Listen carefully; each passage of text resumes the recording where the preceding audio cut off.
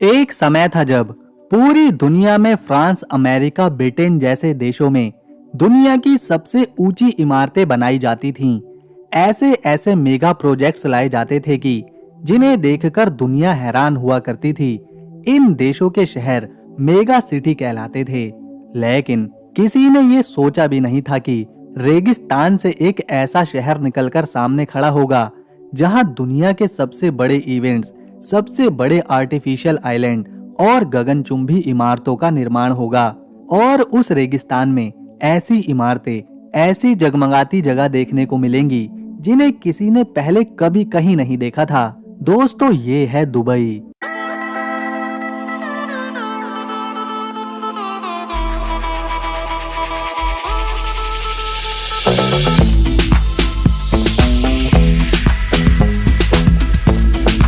Dubai में चलने वाली करेंसी को दिरहम कहा जाता है और एक दिरहम भारत के लगभग 26 रुपए के बराबर है। यही वजह है कि काफी सारे लोग यहाँ पर काम करने आते हैं। दोस्तों, आपको यहाँ एक और बात चौंका सकती है कि इसमें सबसे ज्यादा संख्या भारतीयों की है, जो लगभग 28% से ज्यादा है। 19वीं शताब्दी तक दुबई को कोई नहीं जानता था।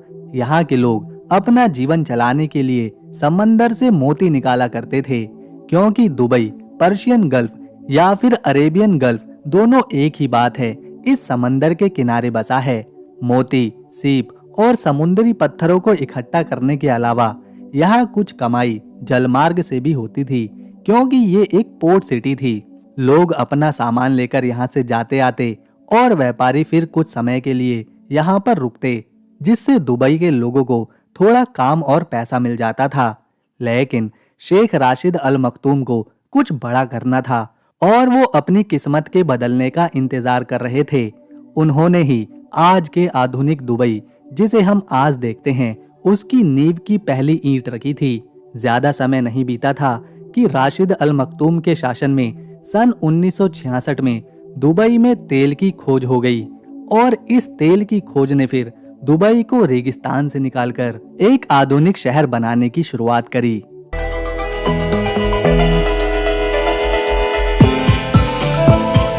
दुबई का तेल पूरी दुनिया में बेचा जा रहा था, जिससे वहां पैसों की बारिश होने लगी और इन पैसों को फिर सही हाथ मिले जो राशिद अल मखतूम के थे। उन्होंने 1970 और 80 के दशक में ये सारा का सारा पैसा दुबई के इंफ्रास्ट्रक्चर में, इमारतें बनाने में, मॉल्स बनाने में, सड़कें बनाने में और महंगे होटल बनाने में लगाना शुरू कर दिया। इसी के साथ साल 1979 में दुबई वर्ल्ड ट्रेड सेंटर की बिल्डिंग की भी बनने की शुरुआत हुई। आपने बहुत सारे शॉपिंग मॉल देखे होंगे, उनमें घूमा होगा, लेकिन ये है दुबई मॉल, जो पूरी दुनिया का सबसे बड़ा शॉपिंग मॉल है। ये इतना ज्यादा बड़ा है कि आपको एक जगह से दूसरी जगह जाने के लिए गूगल मैप से रास्ता पूछना पड़ेगा। ये मॉल बहुत ज्यादा बड़ा है और इसमें 1200 से भी ज्यादा दुकानें मौजूद हैं। दुनिया के सबसे बड़े और महंगे ब्रांड्स यहाँ पर आपको देखने को मिलेंगे, फिर चाहे वो ज़ारा हो, वर्साचे हो, प्राडा हो, गुची हो या फिर पैटेक फिलिपी। ये वाकई में बहुत बड़ा मॉल है। इसे 3 दिन में भी पूरा देख पाना लगभग नामुमकिन है। बड़े बड़े फिल्मी सितारे, सिंगर और स्पोर्ट्स सेलिब्रिटी इसी मॉल से शॉपिंग करने आते हैं। साल 2004 में इस मॉल के बनने की शुरुआत हुई थी, जो महज 4 सालों में तैयार कर दिया गया और फिर 2008 में इसे आम लोगों के लिए खोला गया। इस मॉल के अंदर सिर्फ दुकानें नहीं हैं, बल्कि इसके बीचों बीच दुबई डायनो नाम का एक असली डायनासोर का कंकाल खड़ा है, जो 15 करोड़ 50 लाख साल पुराना है। इसे अमेरिका की एक खदान से साबुत निकालकर यहाँ लाया गया था। दुबई की सड़कों पर आपको महिलाएं भी टैक्सी चलाती नजर आएंगी। ये महिलाएं टैक्सी ड्राइवर की एक खास सर्विस है, जिसे पिंक टैक्सी के नाम से जाना जाता है। अगर आपको दुबई की सड़कों पर कहीं भी पिंक कलर की टैक्सी चलती दिखाई दे, तो इसका मतलब है कि उसे एक महिला ड्राइवर ही चला रही है। इस सर्विस को 2010 में लाया गया था, जिसके पीछे का कारण था कि बहुत सी महिलाएं पुरुष टैक्सी ड्राइवर के साथ कंफर्टेबल महसूस नहीं करती थी। इसीलिए फिर महिला टैक्सी की शुरुआत हुई, जिसे ज्यादातर महिला बुक करती हैं, क्योंकि उनकी ड्राइवर एक महिला ही होती है और वो खुद को उनके साथ ज्यादा सुरक्षित महसूस करती हैं। सड़क पर भी पिंक टैक्सी देखते ही दूसरी गाड़ियां उन्हें आगे जाने के लिए रास्ता देती हैं। सन 1990 में दुबई में प्रॉपर्टी के व्यापार में बड़ा उछाल देखने को मिला। इस समय यहाँ सबसे बड़े प्रोजेक्ट्स जैसे जुमेरा बीच, पाम जुमेरा और बुर्ज अल अरब का काम शुरू हो चुका था। इसके बाद राशिद अल मखतूम के बेटे शेख मोहम्मद ने दुबई को पूरी दुनिया का व्यापार का केंद्र बनाया। उन्होंने दुबई को पर्यटन और रियल एस्टेट के क्षेत्र में काफी आगे लाकर खड़ा कर दिया था। साल 1999 में बुर्ज अल अरब होटल बनाने की शुरुआत हुई और केवल 3 साल बाद यानी 2001 में ये होटल बनकर तैयार हो चुका था। और ये कोई मामूली होटल नहीं था, बल्कि बुर्ज अल अरब दुनिया का सबसे महंगा और शाही महसूस करवाने वाला होटल था और एकमात्र 7 स्टार होटल जहां सिर्फ करोड़पति व्यापारी ही आते थे या फिर जिनके पास पैसों की कोई कमी नहीं, वो इस होटल में आकर रुकते थे। क्योंकि इस होटल में हेलीकॉप्टर तक उतारने की जगह है, जहां आने वाले मेहमानों को करोड़ों की गाड़ियां सीधा एयरपोर्ट से रिसीव कर होटल तक लाती हैं। इसके बाद जैसे ही 2001 में दुनिया का सबसे आलीशान होटल बनकर तैयार हुआ, उसके तुरंत बाद पाम जुमेरा के कंस्ट्रक्शन की शुरुआत हो गई थी और 2006 में ये मेगा प्रोजेक्ट भी बनकर तैयार हो गया। इस टाइम पर दुबई विकास की रफ्तार पकड़ चुका था। यहाँ एक से बढ़कर एक मेगा प्रोजेक्ट्स बनाए जा रहे थे। दुबई के पास तेल का खजाना है, ये बात अब पुरानी हो चुकी थी, क्योंकि दुबई के शेख मोहम्मद राशिद अल मखतूम दुबई को अब मॉडर्न टेक्नोलॉजी और तकनीक से जोड़ने जा रहे थे। उन्होंने दुबई का इंटरनेट इतना तेज फैलाया कि दुबई को सिटी ऑफ इंटरनेट कहा जाने लगा, क्योंकि बिना इंटरनेट के आज के समय में कुछ नहीं। इसी बात को वो अच्छी तरह समझ चुके थे। अब इंटरनेट तो दुबई में चारों तरफ हवा की तरह बह ही रहा था, लेकिन फिर दुबई बना Dubai media city, Dubai international centre. 2020 का वर्ल्ड एक्सपो भी दुबई शहर में होस्ट किया गया, जो एक बहुत बड़ी बात है, क्योंकि बहुत ही कम देश हैं जहां वर्ल्ड एक्सपो होस्ट किया जाता है। और दुबई तो कुछ साल पहले मोती चुनने वाले लोगों का शहर हुआ करता था। 2020 वर्ल्ड एक्सपो इतना ज्यादा कामयाब रहा कि दुनिया भर के होशियार लोग, खोजकर्ता अपनी तकनीक दिखाने दुबई पहुंचे थे। इसके पीछे की वजह है कि 2020 से पहले 2010 में ही दुबई में ऐसा कारनामा हुआ था जो अभी तक कहीं और कभी भी नहीं हुआ, और वो कारनामा था दुनिया की सबसे ऊंची इमारत द बुर्ज खलीफा। इस इमारत के बारे में आपने बहुत कुछ सुना और देखा होगा, इसीलिए इसके बारे में ज्यादा चीजें आपको पता ही होंगी। लेकिन आपकी जानकारी में और वृद्धि हो, इसके लिए हम आपको बता दें कि भले ही बुर्ज खलीफा आज दुनिया की सबसे ऊंची इमारत है, लेकिन एक भारतीय व्यक्ति ने यहाँ बहुत सारे फ्लोर्स और अपार्टमेंट खरीदे हैं, जो कि इंडिया के मशहूर फिल्म अभिनेता मोहनलाल विश्वनाथ नायर हैं। उन्होंने 2015 में ये काम किया था और वो बुर्ज खलीफा के एक तरह से सबसे बड़े प्रॉपर्टी होल्डर्स में से एक हैं। दुनिया की सबसे शानदार इमारत, सबसे ऊंची इमारत 6 जुलाई 2004 में बनना शुरू हुई थी, जिसे केवल 6 साल बाद यानी कि 4 जनवरी 2010 में रेडी कर लिया गया था। बुर्ज खलीफा की हाइट 888 मीटर की है, जो कि फुट में 2717 फुट बैठती है। आज के दौर में हर कोई एक बार अपने दौर की इस सबसे ऊंची इमारत को देखना चाहता है।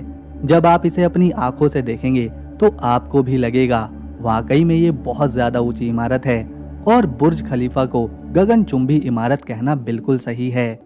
भले ही दुबई आज इतना मॉडर्न हो चुका है, लेकिन ऊंट का महत्व आज भी यहाँ पर उतना ही है जितना कि पहले के समय में हुआ करता था, क्योंकि रेगिस्तान में सिर्फ एक ही सवारी काम करती है, और वो है रेगिस्तान का जहाज ऊंट। सैलानी भी इन ऊंटों पर बैठकर डेजर्ट सफारी का मजा उठाते हैं, और ये दुबई की संस्कृति का हिस्सा भी है। गोल्ड सॉक मार्केट का नाम आपने सुना ही होगा। ये दुनिया की सबसे बड़ी सोने के व्यापार की मार्केट है।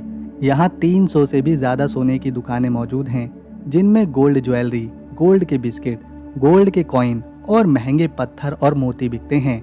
इसी मार्केट में 64 किलो की सोने से बड़ी सबसे बड़ी अंगूठी रखी है, जो कि खंजर ज्वेलरी की दुकान में डिस्प्ले करी गई है। ये अंगूठी 21 कैरेट के शुद्ध सोने से बनी है और इसका नाम Guinness book of world record में भी दर्ज है। यहाँ का नेशनल फूड अल हरीस है, जिसे हर खुशी के मौके पर बनाया जाता है, फिर चाहे वो ईद का त्योहार हो या फिर शादी का मौका। ये डिश गेहूं और मीट को रात भर धीमी आंच पर घोटकर तैयार करी जाती है और पूरे दुबई में इसे बेहद चाव से खाया जाता है। आज के समय में दुबई सबसे आधुनिक नजर आता है। यहाँ कई ऐसी चीजें मौजूद हैं जो शायद ही आपको कहीं और देखने को मिलें। इसका अंदाजा आप इस बात से लगा सकते हैं कि दुबई के जो बस स्टॉप हैं, जो बस डिपो हैं, वहाँ भी आपको एसी लगी नजर आएगी, क्योंकि दुबई में गर्मी काफी ज्यादा होती है। तो अगर कोई व्यक्ति बस स्टॉप पर खड़ा है और बस का इंतजार कर रहा है तो उसे गर्मी ना लगे, उसके लिए बस स्टॉप पर भी एसी का इंतजाम किया गया है। लेकिन क्या आप जानते हैं कि दुबई सिर्फ बस स्टॉप को ठंडा नहीं रखता, बल्कि ये पूरे शहर के मौसम को भी कंट्रोल करता है। यहाँ होने वाली बारिश प्राकृतिक नहीं होती। दुबई का नेशनल सेंटर ऑफ मीटियोरोलॉजी आसमान में ड्रोन भेजकर बादलों को बिजली के झटके देता है, जिससे बेमौसम बारिश होती है। लेकिन चौंकाने वाली बात यह है कि इस बारिश की वजह से अब रेगिस्तान के इस शहर को अचानक से बाढ़ का सामना करना पड़ता है। आपको जानकर हैरानी होगी कि दुबई की जो पुलिस है, उनके पास नॉर्मल कारें तो होती ही हैं, साथ में लैम्बोर्गिनी, फरारी और बुगाटी जैसी करोड़ों की गाड़ियां भी होती हैं, जो कि उन्हें ड्यूटी करने के लिए दी जाती हैं। दुबई में आपको एक भी नदी प्राकृतिक रूप से बहती नहीं दिखेगी, लेकिन किसी भी शहर के विकास में नदियां महत्वपूर्ण भूमिका निभाती हैं। इसीलिए दुबई में प्रकृति ने भले ही नदी नहीं दी हैं, लेकिन उन्होंने खुद ही ऐसी नदियां तैयार करी हैं जिसका वो फायदा उठा सकें। जिनमें से एक है दुबई वाटर कैनाल। ये एक आर्टिफिशियल पानी का रास्ता है जो दुबई क्रीक को पर्शियन गल्फ से जोड़ता है। ये प्रोजेक्ट 2013 में शुरू कर दिया गया था और ये प्रोजेक्ट 6 किलोमीटर लंबा है। ये कैनाल दुबई के बिजनेस बे एरिया से शुरू होता हुआ शेख जायद रोड के नीचे से गुजरता है, जो फिर जुमेरा बीच के पास पर्शियन गल्फ में जाकर मिलता है। कैनाल के दोनों तरफ वाटरवेज, साइकिलिंग ट्रैक्स और महंगी महंगी प्रॉपर्टीज बनाई गई हैं, जो कि दुबई की मॉडर्न लाइफस्टाइल और अर्बन प्लानिंग को दिखाती हैं। ये है दुबई क्रीक, जो कि नेचुरल स्वीट वाटर क्रीक है। ये दुबई को 2 हिस्सों में बांटता है, एक डायरा में और दूसरा बुर दुबई में। ये क्रीक भी पर्शियन गल्फ से जुड़ा हुआ है। पुराने जमाने में दुबई क्रीक काफी अहम हुआ करती थी व्यापार और ट्रांसपोर्ट के लिए। पहले दुबई की अर्थव्यवस्था इसी क्रीक पर निर्भर हुआ करती थी, जहां से शिप्स और बोट्स पर महंगे मोती, मसाले, सोना एक जगह से दूसरी जगह भेजा जाता था। ये शहर ज्यादा बड़ा नहीं है। दुबई के एरिया को अगर देखें तो ये शहर केवल 4114 स्क्वायर किलोमीटर के क्षेत्रफल में फैला हुआ है, जो कि दूसरा बड़ा अमीरात है, जबकि एरिया के हिसाब से यूएई में ये 7वें नंबर पर आता है।